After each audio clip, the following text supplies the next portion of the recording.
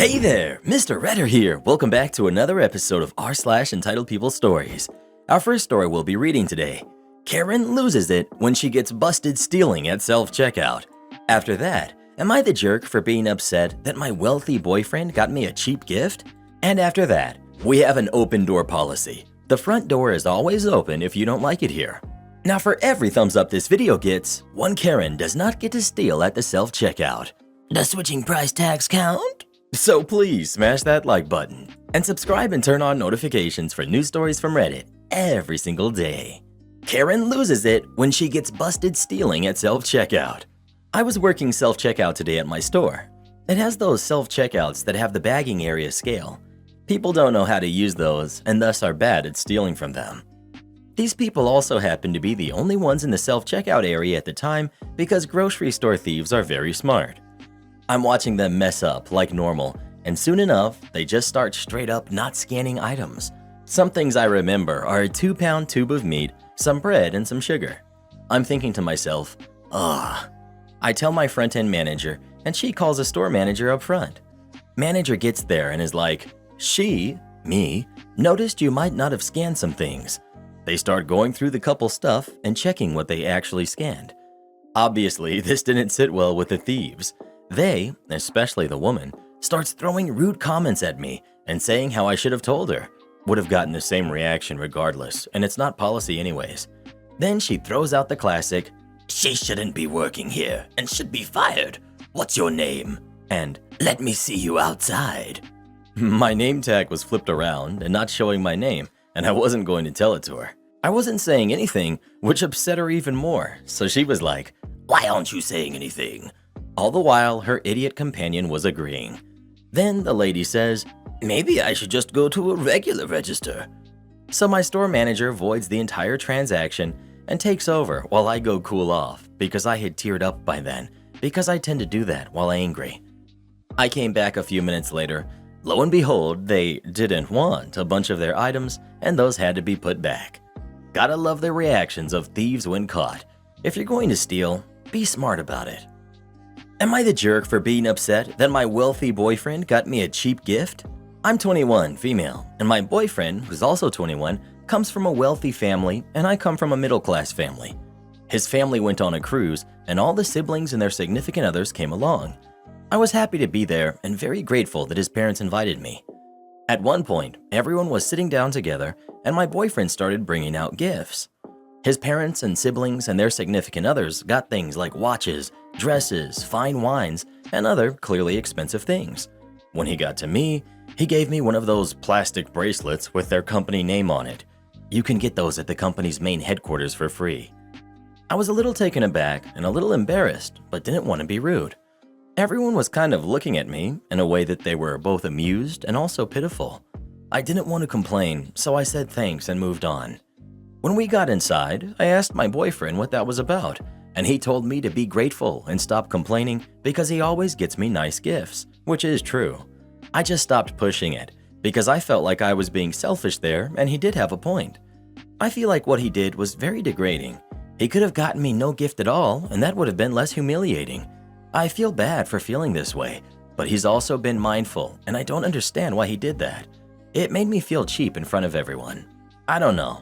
Am I the jerk for feeling this way and even bringing it up? Edit to address some of the commonly asked questions. We've been dating for 2 years. His family and I get along very well. His family paid for the cruise for everyone. Edit 2. So someone pointed out that it's actually called a yacht and not a cruise. It's his family's yacht and his parents paid for us, meaning they paid for the chefs, butlers, plane tickets, etc. to come out to that place. I didn't know there was a difference. Minor detail, but yeah. Not the jerk. Normally I'd vote the other way and have a chat about entitlement, but girl, that was a pointed dig at you designed to make you feel less than. He did it publicly and in front of all his family. I'd nope out of that relationship. It's not about the cost of the gift, it's about everything else. Honestly, I think it's not about the cost of the gift. Stop supplying when it's something that is A, free, and B, everyone present knows it's free and could go get one themselves if they wanted. Not the jerk. Even though his family might be acting very nice towards you, they may be suspicious that you are only with him for his money. So this might have been a test, and/or a way of him proving to them that you don't care about material things. Well, who do you think is the jerk? OP or her boyfriend? Please let us know. If you pulled that crap on me, Reddit boy, you don't even want to know what I'd do to you. We have an open door policy. The front door is always open if you don't like it here. This happened about a decade ago when I first started looking to leave the bank I was then working for. I felt I had hit my ceiling there, plus I couldn't stand the daily commute to the office. So I started looking for roles in my area of expertise closer to home and found one for a local medium-sized building society. I applied immediately. Coming from a Big Four bank, I spoke bankese like the veteran I was, aced all of the online skills and psychometric testing, and knocked my phone interview for 6. A few days later, I got an email invite for a final face-to-face interview with the manager who I would be reporting to, if I was hired. With a time and date booked in, I prepared some answers for questions I thought I'd get. Name a time you went above and beyond, etc., and counted down the days. The day arrived, and about an hour before my appointment, I received an email from the manager himself. Let's call him Dave. Dave said he was looking forward to our face-to-face to get to know me and to get a feel for me as a person, and to please bring a hard copy of my cover letter and resume to the meeting. Thankfully, I hadn't left home yet, so I quickly printed off a copy of each and ran out the door. I got to the head office at the building society, let the receptionist know I was there to have an interview with Dave. About 5 minutes later, Dave appeared, all smiles, shook my hand, and ushered me into his office. After exchanging a few pleasantries, Dave asked me if I had any questions before we began. A mentor of mine at the time told me that if presented with an opportunity to ask questions in an interview, a good go-to question is, what's the work culture like here between reporting lines? Do you have an open door policy if people have questions or need help? So I asked that. Dave seemed to take a moment before responding. We have an open door policy. The front door is always open if you don't like it here, before laughing. In that moment, I kind of didn't know what to do, so I laughed as well, thinking it might have just been his sense of humor. Before I could ask anything else, let alone a clarifying question, Dave asked me for my cover letter and resume. I passed them over to him, and he started flicking through the pages. He then asked me a question I was expecting. Can you tell me a time where you went above and beyond to achieve a goal? I gave an answer. Dave's face didn't change as he nodded and kept fiddling with my cover letter and resume. Dave then asked me another question. Give me an example of a time you had conflicting priorities from different stakeholders. How did you prioritize and resolve the conflict? I began to answer as Dave swung his chair to his left and fed my cover letter into a shredder next to his desk before looking back at me. I was kind of shocked. I'd never seen someone do that in an interview before, so I kind of stammered. Dave motioned with his finger for me to keep going, so I started my answer again. I got a few more words out before he fed the first few pages of my resume into the shredder, then again looking back at me. I stopped trying to answer the question and asked, "What are you doing? Is this some kind of a test?" Dave grinned at that and replied, "I'm just trying to see how you react to being thrown a curveball. So far, it's not looking promising." I figured this guy was just messing around with me, and if this is how he treats people in an interview, he must be a huge jerk as a boss. So I decided to leave. As I stood up, I said, "Thank you for your time, Dave, but I think I'm going to take you up on your open door policy." He looked a bit puzzled and asked, "What do you mean?" I replied, "I hear the front door is always open if I don't like it here," and then I left. A few days later, I asked my mentor what she thought of the interview.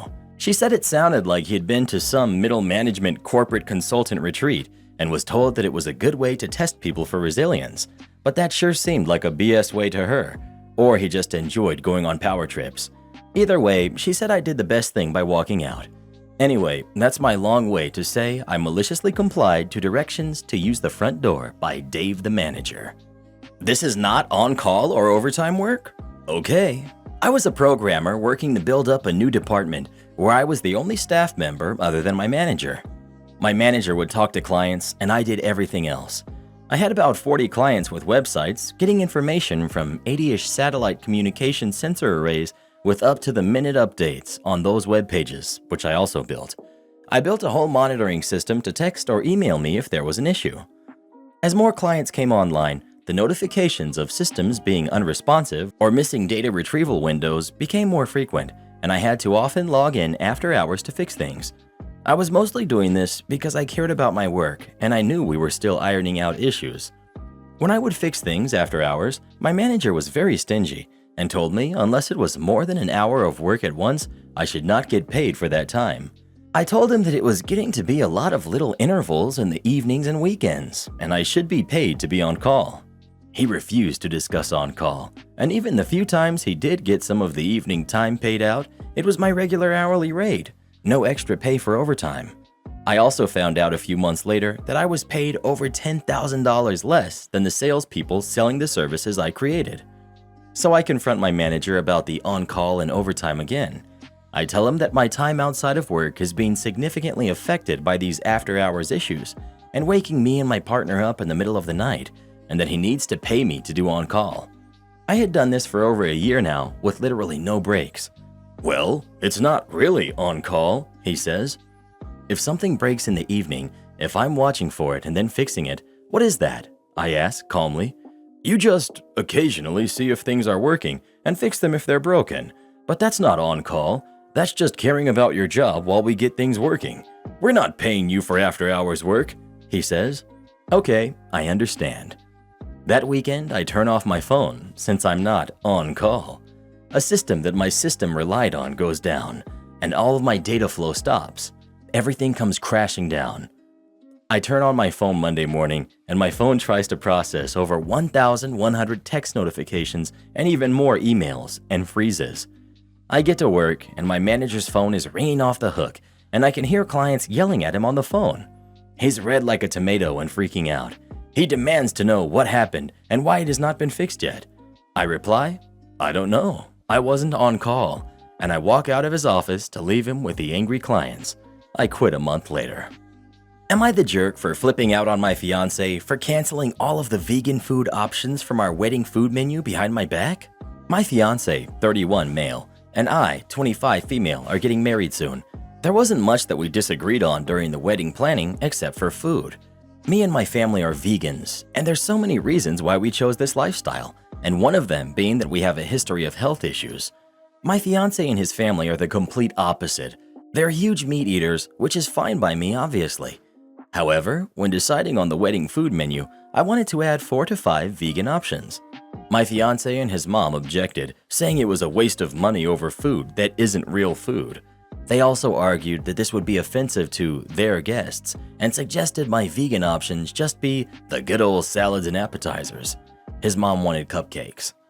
I said no because for one, it's me and my family who's paying, and two, I want to make my guests feel welcomed and not treated as second-class citizens for being served salad. My fiance made a face and said, "Isn't that what vegans eat?" I refused to argue about it and said it was final. The other day, I found out that he had canceled all the vegan options, then took them off the menu completely and behind my back. I was seething. I called him at work, but he just kept hanging up on me. I went straight to his workplace and confronted him there and just flipped out on him. He was stunned to see me. He at first said it was his mom's idea, then told me to go home because I was making a scene at the office. The fight continued at home, and he defended himself by saying that I sort of made him resort to doing this after I kept brushing off his thoughts and input and refusing to accommodate his family. But there were plenty of meat options. Why can't I get 4 to 5 vegan options when I'm paying for it? He yelled that it was his wedding too, not my family's. My family said it was fine and they'll figure it out and told me to let it go, but I refused. Am I the jerk for putting my foot down on this? Update. So his mom messaged me earlier to try to get me to listen to what she had to say after I kept ignoring her phone calls. She spent long walls of text just to address what I did at her son's workplace, calling it all kinds of stuff from immature to unhinged. She then went on to explain how she's noticed that me and my family kept acting dismissive of her son's input and contributions to the wedding. She said that she noticed my behavior towards him and her entire family and wanted to speak up earlier, but didn't and tried to keep the peace.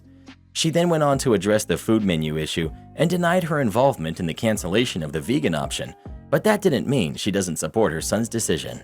Moreover, she thought it was so responsible of him to make that move because of my continual refusal to see how this stuff is a waste of money. She also pointed out how I kept saying I paid for it and said that technically this isn't just my money. It's mine and his because we're getting married. She suggested I wisen up and get rid of my money, I paid for it mentality. She finally mentioned how bad this whole situation is making me look and said that she and her son had already offered a number of compromises that I chose to brush off and decided to make it my weird hill to die on. She said that not only her son is upset, but she and the family are as well after hearing about it, and suggested I just agree on their compromises and be done with it. This upset me beyond belief. I responded by letting her know that I'm still standing my ground on this, even if I'll have to call the whole wedding off because of it. Because honestly, this is just ridiculous. My mom and dad, they don't even know what to say anymore. Apparently, my fiance saw my response to her. He's with her and is now trying to call me, but right now I'm waiting on him to get home and see if he's still insisting on the stance he took. Not the jerk. And for the love of goodness, don't marry this man. I'm on my knees begging her to see the giant red flags. Not the jerk. So he, 1, has no clue what vegans actually eat and no interest in learning. 2, believes having food for your family is offensive to theirs, while having no food for your family is perfectly fine. 3, doesn't respect your input in your money. 4, makes decisions about matters important to you behind your back. 5, either can't stand up to his mom or uses her as his scapegoat. That's a lot of things to be really angry about. Why are you marrying this guy again? If she marries this guy, she'll end up looking back at this moment, realizing it should have been her sign to run. Definitely not the jerk. Not only are you the one paying for the food, but a wedding is something you plan as a couple. He felt like you and your family's well-being during the catering wasn't as important as his. Well, who do you think is the jerk? OP or her fiance? Please let us know. With stories like this, no wonder everybody gets divorced. Most of them probably shouldn't be getting married in the first place. Am I the jerk for threatening to evict my stepmom and stepsister? So I'm 18, female, and my dad, who's 45, and I have lived together since my mom passed 7 years ago. They bought a house together, and after she passed, I inherited her half of the house. Next year, I'm moving out for college, and my dad's fiance, who's 39, her daughter, who's 14, and their dog, who's 2, are moving in. Our house has 3 floors. My room is on the 2nd floor. I chose it specifically because it has many windows and I like light. I was also able to make it so that not only could it become my safe haven, but my cat's, who's 6, as well. The 3rd floor has an independent bathroom, is separated into a wall with only 1 window and another one that could work as a sort of game room or office with a little nook on the side that we padded. I assumed that my stepsister would be moving there since it's bigger. She would have her own bathroom, and that nook is perfect for their dog, who likes small spaces much more than my cat. When I was packing up my things to start the move, my dad started bringing boxes in. I asked what they were, and he said they were my stepsister's things, that he was putting them there for when she moved into my room. I tried to keep as calm as possible, asking him why he didn't consult me about this since it was my room, and if it wouldn't be better for her to stay in the other room. He said he didn't talk to me because it was his house and I'd be leaving anyway. So I reminded him that I was in fact co-owner of the house, that I'd still be coming back, and that this room is my cat's safe haven, who would have to stay here since I can't have her at the dorms, and I didn't want to disrupt her even more than she already would be with a dog in the house. She doesn't like dogs.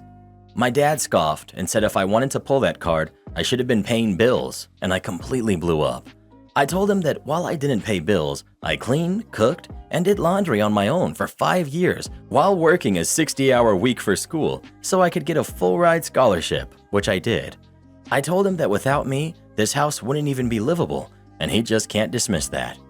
He said none of that matters now since I'd be moving away, so I did something that I'm not sure I should have done. I went out the next day and used some money I had saved up to buy security cameras, installed them in my room, then went to my dad. I showed him the live feed and said that stepsister would not be moving into my room, and my room wouldn't be disturbed, or I'd evict my stepmother and stepsister.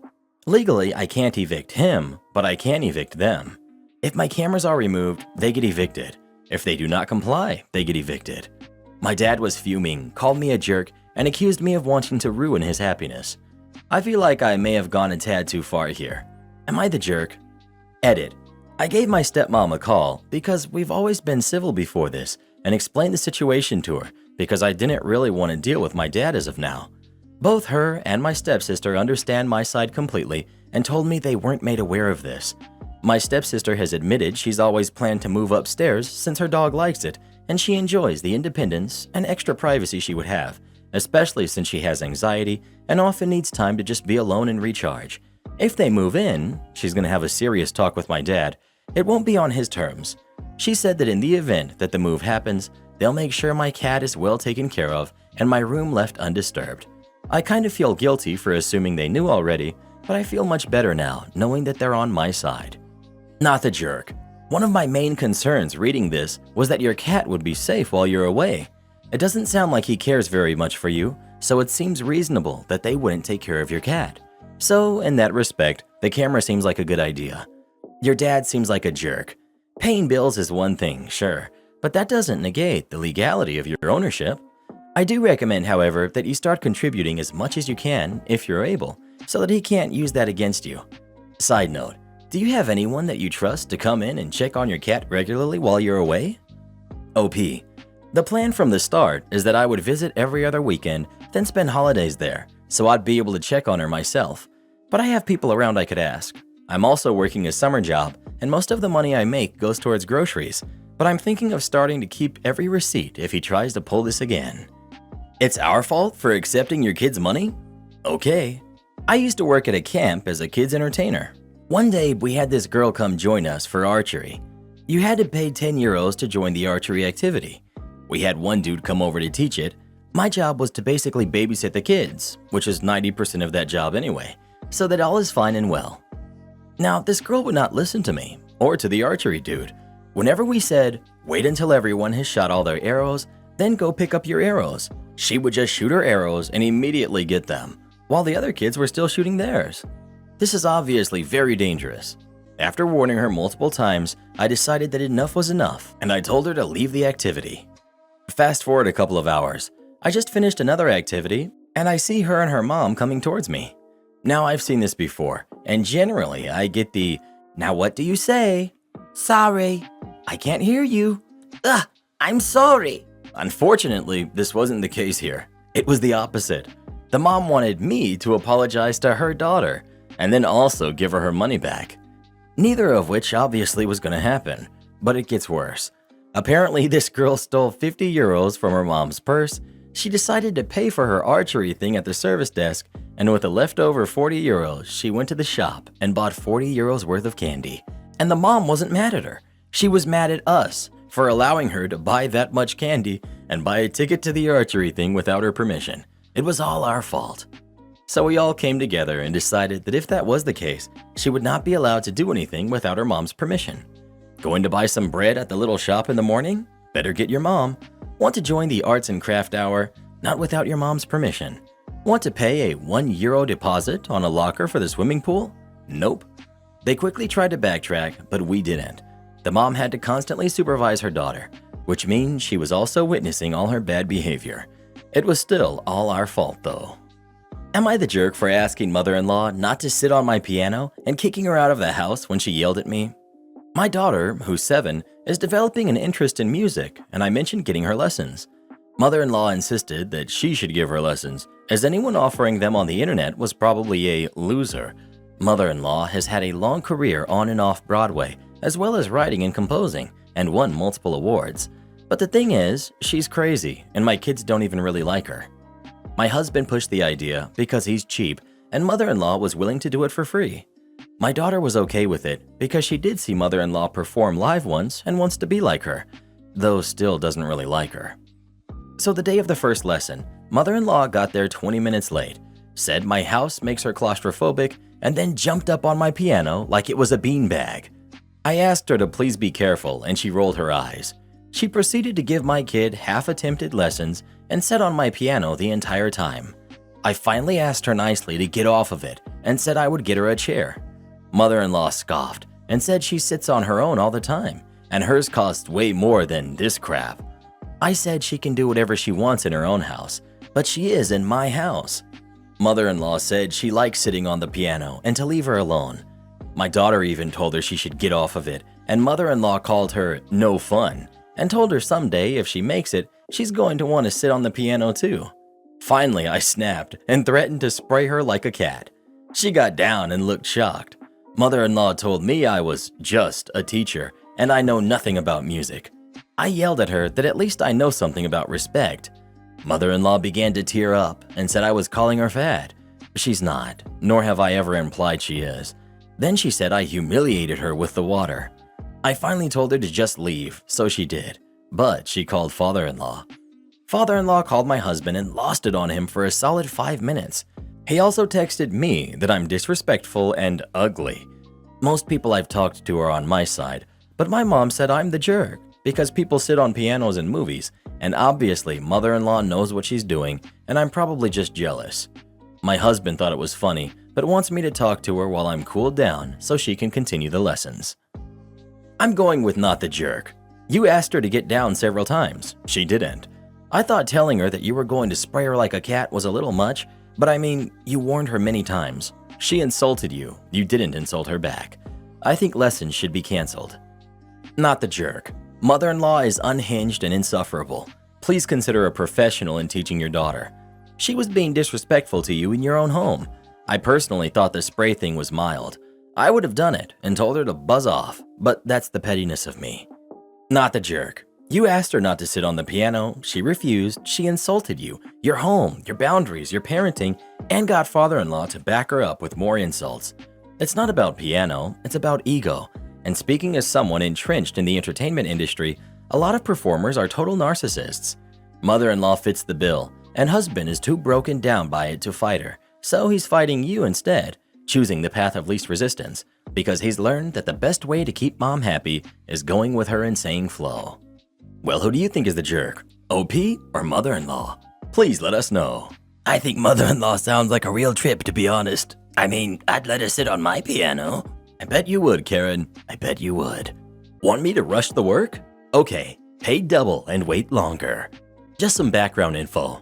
I own a body and paint shop in a city with lower costs of living than the surrounding areas. Because of this, my prices are more reasonable than some other shops in the surrounding areas. Also, I'm very picky when it comes to my work and have the mindset that regardless of what my customers are paying, within reason, I will take extra steps to make sure the end result is up to my standards. I always include warranty on my work. As a result of this, most of my customers are referred to me from the other, more expensive cities around because they want quality work at a lower price. My prices are not cheap, but they are lower in comparison to more high-end shops in more expensive areas for the same quality work. This has usually been a win-win for me and my customers. Now for the malicious compliance. I had a guy call me and ask the usual questions. He agreed to bring in his vehicle down to my shop so I could inspect it and give him a quote. The following day, he brings his vehicle down to my shop and I immediately realized that the vehicle has been previously painted. Experienced painters can usually tell. In this case, it was obviously not done correctly as the paint was already beginning to fail. He wanted to do a full restoration of the vehicle to factory condition. I explained to him that due to the fact that the vehicle had been repainted before, there could be a chance that the time frame or price could change depending on what is underneath the paint once I start sanding. For example, improper bodywork or prep work done by the previous painter. I also tell him that if I do find any issues, that I will run them by him before continuing to make sure that it still fits within his budget.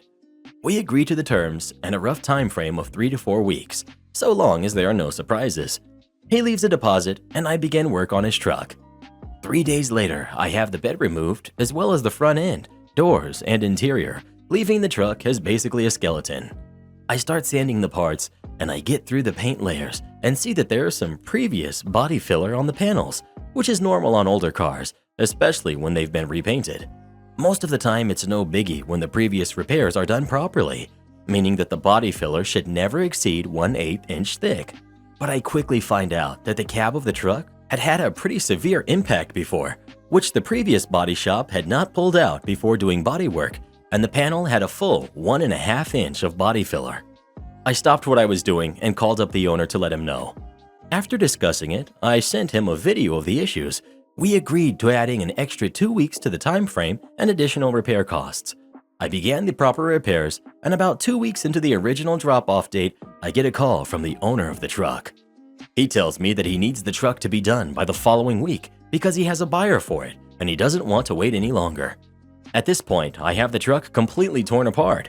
I have only finished the bodywork on the cab and the front end and just started the repairs on the bed and doors. We had agreed to an additional 2 weeks on top of the original time frame, which still had not come yet, for a total of 5 to 6 weeks. I explained to him that it would not be possible for me to get all of the remaining work done within a week without me having to hire more people, which would add to the cost of the job. He followed up by saying that he would not pay a penny more and that if his truck was not done by that date, he would be at my shop with a tow truck and law enforcement to take it, and he wouldn't pay the remaining balance. Now, I knew that he would not be able to get away without paying the balance and that the law enforcement would back that up. In my state, I am allowed to place a lien on any vehicle that has a balance on labor already performed and agreed to it by the customer, which he had. Now for the malicious compliance. At this point, the customer has begun making threats and insults, so I tell him I would get the truck done on the conditions the warranty would be void, I would not be responsible for any previous work done to the truck that may fail, and the outstanding balance would be paid in full on the day of pickup, and the job would be considered complete. He agreed to the terms and told me to do what I had to make sure it was done. I proceeded to finish the repairs I had started, still doing them the way I should, but for the remaining parts, I simply sanded the paint a bit and proceeded to paint the truck. Sure enough, the paint showed issues immediately, but the truck was finished on time. The owner comes to pick up his truck and is livid at the results. He proceeded to call the police because he did not want to pay. The police arrive and I show them the paperwork he signed as well as all of the text messages backing up my explanation. The cops then tell him that unless he pays the balance, he would be forced to leave the truck and pay storage fees until it was paid. He reluctantly paid the balance and proceeded to take the truck to another shop, which the truck sat at for an additional 4 months. He had to pay almost double the price I was charging to have them redo some of the work. The parts I took my time on before the whole issue arose were left alone. Support our channel by joining as a member today, and we'll give you a shout out in our next video. Or come watch this video next. You won't believe what Karen does in that one.